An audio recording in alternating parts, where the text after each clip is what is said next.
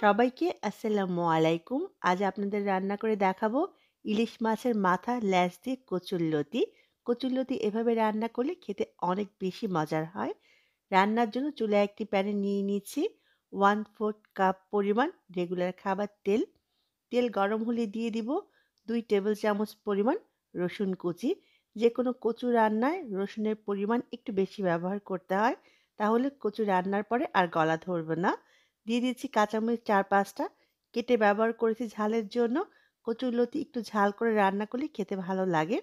মরিচ আর রসুনটাকে একটু ভেজে দিয়ে দিব 1/2 কাপ পরিমাণ পেঁয়াজ কুচি।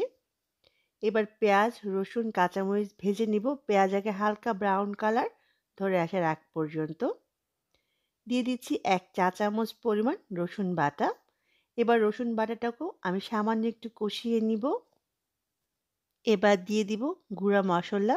প্রথমে দিয়ে দিচ্ছি ১.৫ চা চামচ পরিমাণ হলুদ গুঁড়া, লাল মরিচের গুঁড়া দিয়ে দিব ১ চা চামচ পরিমাণ, ধনিয়া গুঁড়া দিচ্ছি ১ চা চামচ পরিমাণ, জিরার গুঁড়া দিব ১ চা চামচ পরিমাণ। এবার তেলের মাঝে মশলাগুলোকে আমি কয়েক সেকেন্ডের জন্য একটু কষিয়ে নিব। এতে তরকারি কালারটা অনেক সুন্দর আসবে। দিয়ে দিব সামান্য একটু পানি যাতে মশলাগুলো পুড়ে না যায়। এবার মশলাগুলোকে খুব ভালো করে কষিয়ে নিব পানিটা শুকিয়ে যাওয়ার আগ পর্যন্ত। মশলাটা খুব ভালো করে কষানো হলেই ইলিশ মাছের মাথা এবং লেজ দিয়ে দিব। এখানে ২ টি ইলিশ মাছের মাথা এবং লেজ রয়েছে। এবার ইলিশ মাছের মাথাটাকে খুব ভালো করে আমি মশলার সাথে নেড়ে মিশিয়ে নিব। মাছের মাথা এবং লেজ থেকে যে পানিটা উঠবে এতেই খুব ভালো করে কষানো হয়ে যাবে। কষানোর জন্য এক্সট্রা করে পানি ব্যবহার করার প্রয়োজন নেই। খুব ভালো করে নেড়ে মিশিয়ে আমি এখানে লবণ দিয়ে দিব। মাছের মাথার জন্য যতটুকু লবণ প্রয়োজন ঠিক ততটুকুই লবণ দিয়ে দিলাম। আবারও খুব ভালো করে নেড়ে মিশিয়ে চুলার আঁচটা মাঝারি করে আমি ঢেকে দিব ৫ থেকে ৬ মিনিটের জন্য। ফিরে এলাম ৫ মিনিট পরে। এর মাঝে কিন্তু আমি কয়েকবার নেড়ে দিয়েছিলাম যাতে নিচে লেগে না যায়। আবার খুব আলতোভাবে একটু নেড়ে নিব এবং ৫ মিনিটের মতো চুলার আঁচটা মাঝারি করে কষিয়ে নিব। খুব ভালো করে মাছের মাথাটা কষানো হয়ে গেছে। এবার মাথা এবং লেজগুলো উঠিয়ে নিব যতটুকু সম্ভব ঝোলটা রেখে। মাছের মাথা এবং লেজ উঠিয়ে নেওয়ার পরে যে ঝোলটা রয়ে যাবে এর মাঝে কচুর লতিগুলো দিয়ে দিতে হবে। আজকে রান্নার জন্য ১ কেজি লতি খুব ভালো করে কেটে ধুয়ে পরিষ্কার করে নিয়েছি। আজকের এই লতিগুলো রান্নার পরে গলা ধরবে না মানে চুলকাবে না সেজন্য আমি ভাপ দিয়ে নিইনি। যে কচুলতি গলা ধরবে বা গলা চুলকাবে সেই লতিগুলো রান্নার আগে অবশ্যই ভাপ দিয়ে পানিটা ফেলে নিবেন। দিয়ে দিচ্ছি সামান্য একটু লবণ।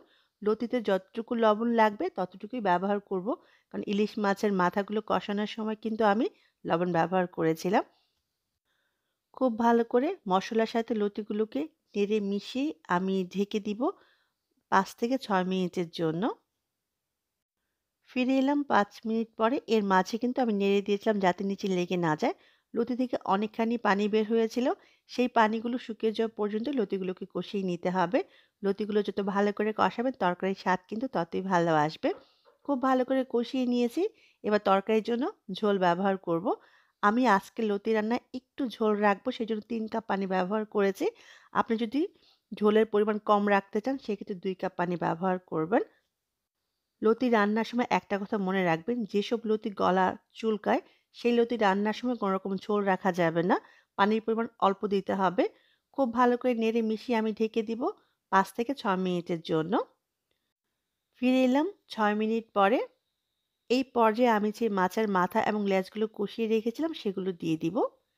দেওয়ার পরে খুব আলতোভাবে মাছের মাথাগুলোকে লতির উপরে ছড়িয়ে দিব। এই কাজটা খুব সাবধানে করতে হবে। তা না হলে কিন্তু মাছের মাথাগুলো ভেঙে কাঁটাগুলো ছড়িয়ে যাবে। এবার ঢেকে দিব ১৫ মিনিটের জন্য। ফিরে এলাম ১৫ মিনিট পরে। এর মাঝে কিন্তু আমি কয়েকবার নেড়ে দিয়েছিলাম। কচুর লতিগুলো খুব ভালো করে সেদ্ধ হয়ে গেছে। এই পর্যায়ে লবণটা একবার চেক করে নেব লবণ ঠিক আছে কিনা দেখুন। আর খুব আলতোভাবে নাড়তে হবে তা না হলে কিন্তু লতিগুলো ভেঙে একেবারে ভর্তা হয়ে যাবে। দেখুন একেবারে আস্ত আছে কিন্তু ভিতর দিয়ে একেবারে নরম হয়ে গেছে। আমি আবারও বলছি আপনি লতি তরকারিতে ঝোল কম পছন্দ করলে পানি দেওয়ার সময় কম ব্যবহার করবেন। আর যদি কচু লতি গলা ধরে সেক্ষেত্রে কিন্তু তরকারিতে ঝোল রাখা যাবে না। ৪-৫ টা আস্ত কাঁচামরিচ দিয়ে দিলাম ফ্লেভারের জন্য। আবারও ঢেকে দিব ৫ মিনিটের জন্য চুলার আঁচটা কমিয়ে। ফিরে এলাম ৫ মিনিট পরে। মাশাআল্লাহ আমার রান্নাটা একেবারে পারফেক্টভাবে হয়ে গেছে। এখন যে ঝোলটুকু আছে এটা নামানোর পর আরো অনেকখানি কমে যাবে। আপনি ধনেপাতা পছন্দ করলে আপনি ব্যবহার করতে পারবেন ধনেপাতা কুচি। এবার নামিয়ে পরিবেশন করুন খুবই মজার লতি দিয়ে মাছের মাথা। সবাই অনেক ভালো থাকবেন। আজকের জন্য আল্লাহ হাফিজ।